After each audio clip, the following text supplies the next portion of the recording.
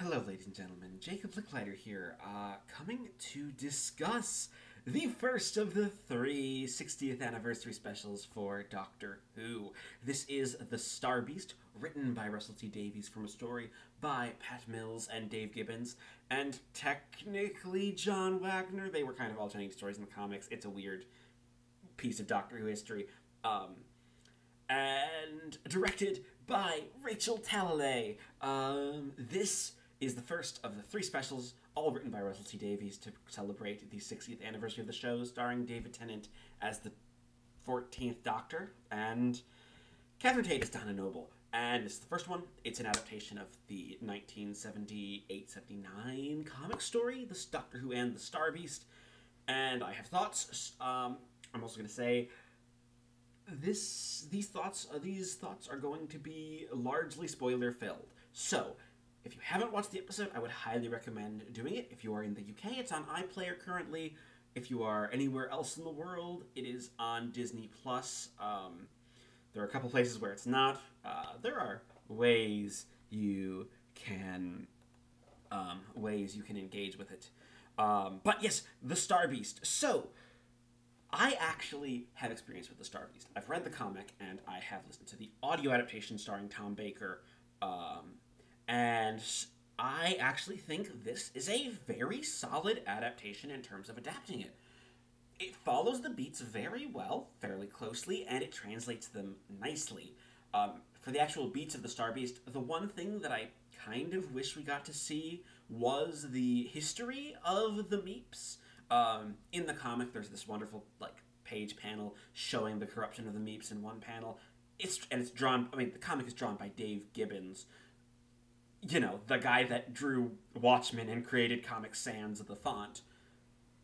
And he's credited in Doctor Who and features in Doctor Who behind the scenes work that blows my mind. But yeah, the actual plot of the Star Beast is really good. It's kind of the archetypal. It's kind of a standard Doctor Who alien invasion story, which isn't a problem. It's good. This is a largely solid piece of Doctor Who wrapped in some very interesting character drama, perhaps a bit overly reliant on nostalgia for Series 4.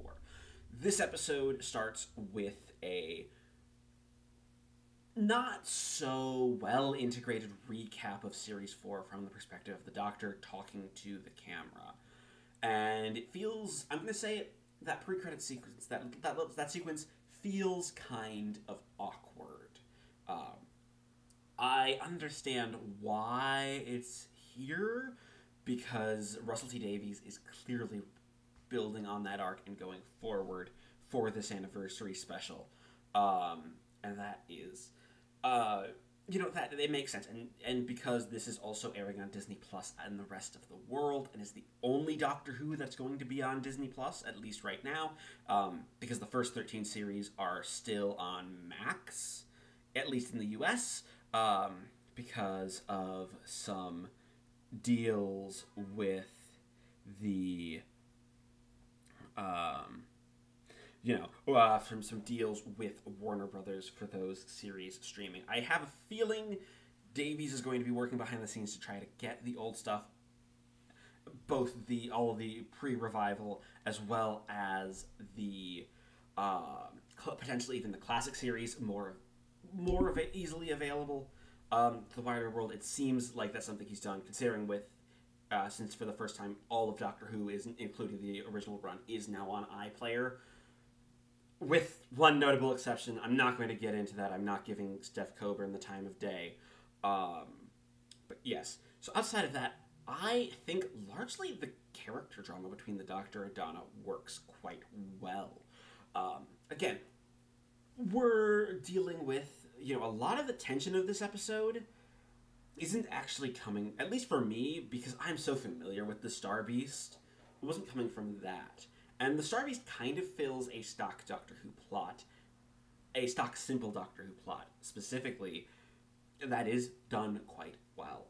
A lot of the early stuff this episode actually does take its time to establish, here's where Donna is. She's living with her mother, who is, after the millions of pounds seems to have dried up.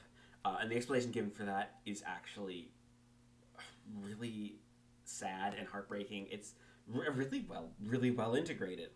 And the Doctor, now the 14th Doctor, with some gaps between, with some specific gaps between 14 here and 14 at the end of the Power of the Doctor, being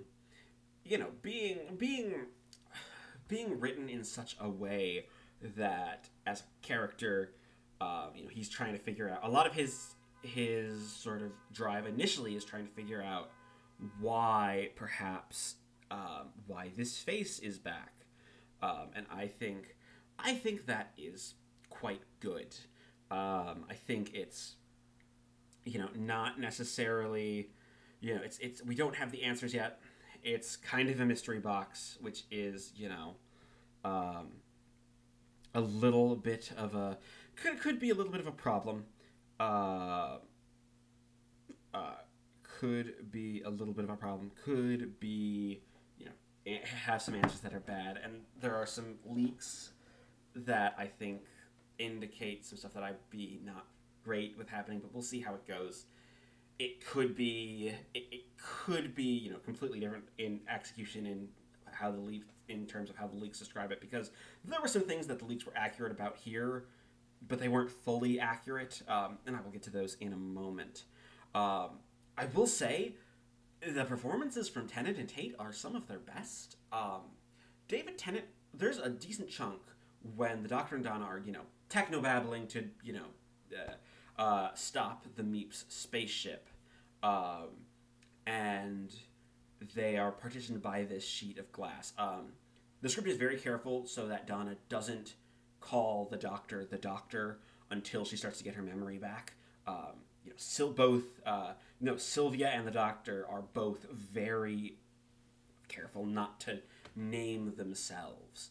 And I think, and Tennant as the Doctor is basically forced into this position where he has to give Donna her memories back, and he knows she's going to die, and he breaks down at this, and he gives, essentially, it's the performance, it's the I could do so much more performance, but done from The End of Time, which is a performance I generally don't like, done really well, because here it's the Doctor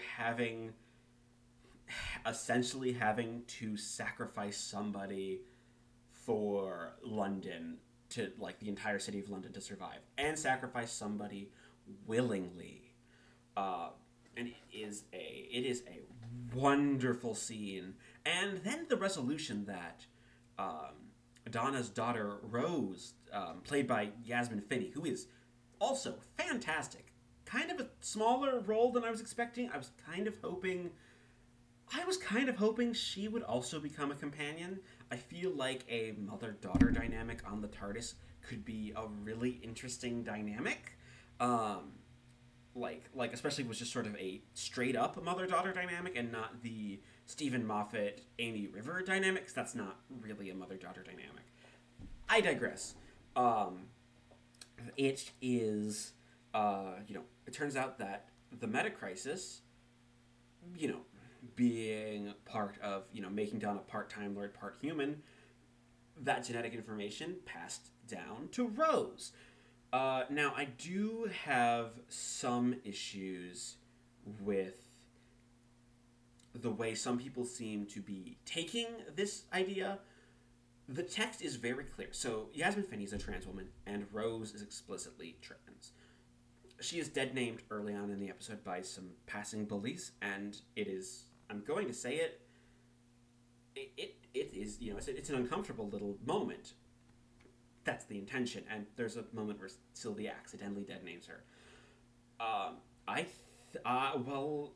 am not trans. I do believe at least showing this as a thing that trans people generally have to face, and face from their own families, even when those family members, like Sylvia Noble, are well-meaning,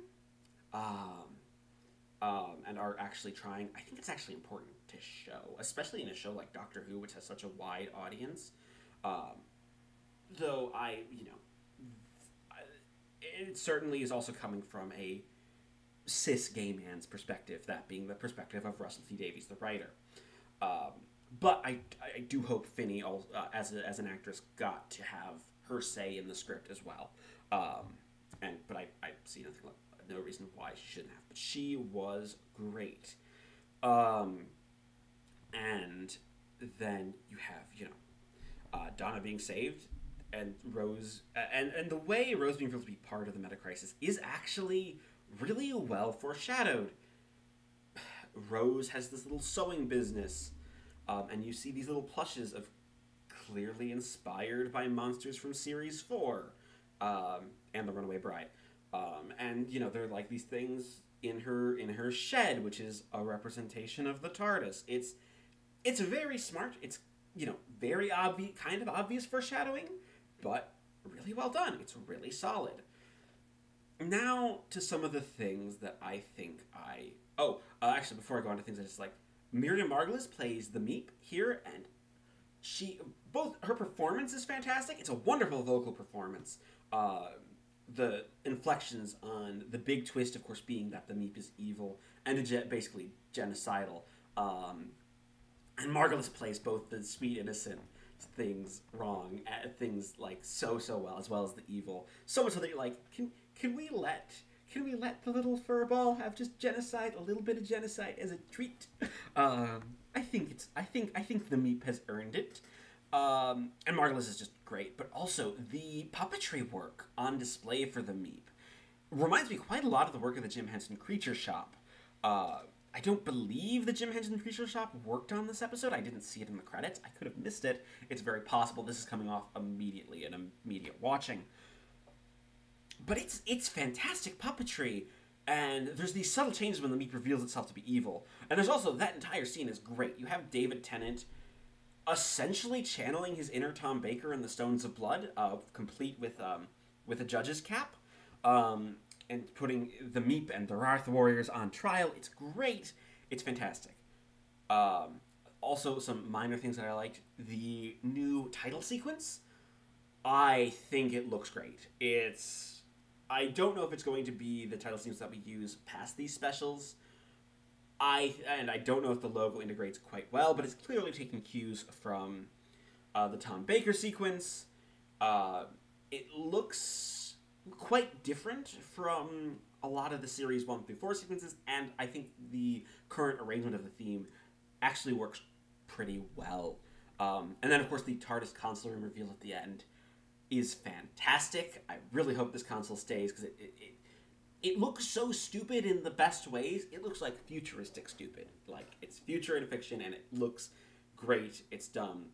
And I love how big it is. And we lead into the next episode with a nice little bit of comedy. Now, some of the things that I didn't particularly like. First off, obviously that pre-credit sequence, while it's there, it kind of disrupts the flow a little bit. It takes the episode just a little bit to get going.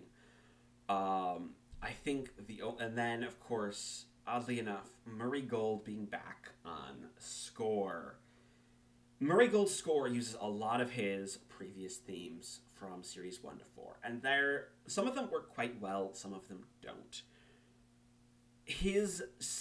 Gold has clearly evolved as a musician, but also as a musician, his exact sound is very orchestral, and it becomes kind of samey for Doctor Who. I do hope, and it seems like he will, after these specials, we get totally new themes, largely, because they work. It's nowhere near as egregious as Moffat era Marigold, where it's getting in the way of enjoying the special, but it's still there now. As well as that, I am a little concerned as to where this arc is going. Again, Davies is setting up a mystery box, and we know that the Toymaker, going to be played by Neil Patrick Harris, is going to be involved. and I'm curious to see where it goes, but I'm a little worried about some of the leaks potentially leading to one leak, including the Doctor regenerating into David Tennant and Ncuti Gatwa, and then David Tennant gets to be the Doctor with Donna forever, and that would essentially be a repeat of Doomsday, and I'm sorry, I don't like that idea. We already have 4 David Tennants in Doctor Who. We don't need another. Yeah. But other than that, the Star Beast was fun. Oh, we get introduced to a recurring character for these specials. Shirley Ann Bingham, unit scientist, played by Ruth Madeley, who is fantastically fun. She's fun. In her few scenes, she had left more of an impression on me than Kate Stewart did in however many episodes Kate has been in. She is great. She's Unit's current scientific advisor. She's got some like Bond gadgets in her wheelchair that blow things up. It's great. It's fun. Overall, The Star Beast is a fun time. It's a good episode. You're going to enjoy it. If you've been dissatisfied with Doctor Who recently, not because of, and you're not part of sort of that radical right-wing subset of quote-unquote fans, you're going to have a good time with this, at least. It is very good. It is Davies. Davies hits on some of his best work subtly here. He does, there's a moment where he seems to indicate he may have actually learned from his past mistakes. You're going to have a good time. Of course, this is just one guy's opinion, so leave in your comments. Let's get a discussion going. I want to know what you thought. Let's get a comment going. Please leave a like, subscribe. If you like what I do, check out my blog where I review a lot of science fiction and fantasy, including Doctor Who. Largely Doctor Who books recently, which should be coming back soon, as well as my comics podcast where my good buddy Joey Morgan makes me read comics for the first time. And with that, I will see you next week when the 60th anniversary specials continue. Goodbye.